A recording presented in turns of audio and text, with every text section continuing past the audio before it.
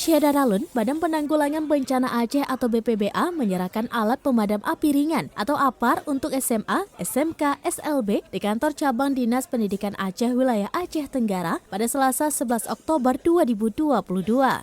Sebelumnya juga telah diserahkan APAR secara simbolis di Dinas Pendidikan Aceh wilayah Gayo Lues pada Senin 10 Oktober 2022.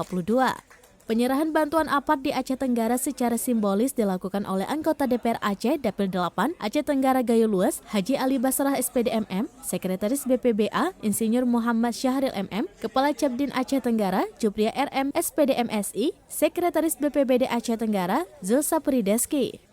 Kepala Pelaksana atau Kalak Badan Penanggulangan Bencana Aceh atau BPBA Dr. Insinyur Ilyas MP diwakili Sekretaris BPBA Insinyur Muhammad Syahril MM mengatakan APAR dimaksud merupakan pokir anggota DPR Aceh Dapil 8 dari Partai Golkar Haji Ali Basrah SPD MM.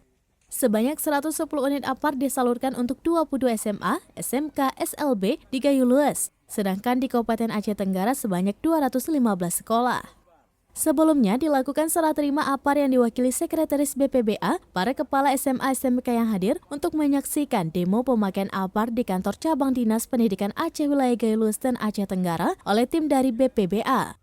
Anggota DPR Aceh dari Partai Golkar yang juga Sekretaris DPD Golkar Aceh Ali Basrah mengatakan, penyerahan APAR di Aceh Tenggara sebanyak 215 unit untuk SMA, SMK dan sekolah sederajat lainnya di 46 sekolah.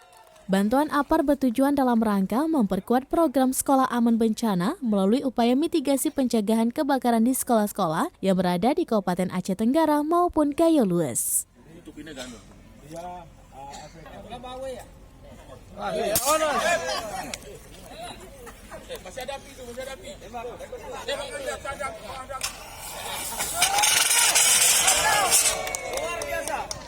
Dari Aceh Tenggara, Asnawi Lui, Serambi On TV.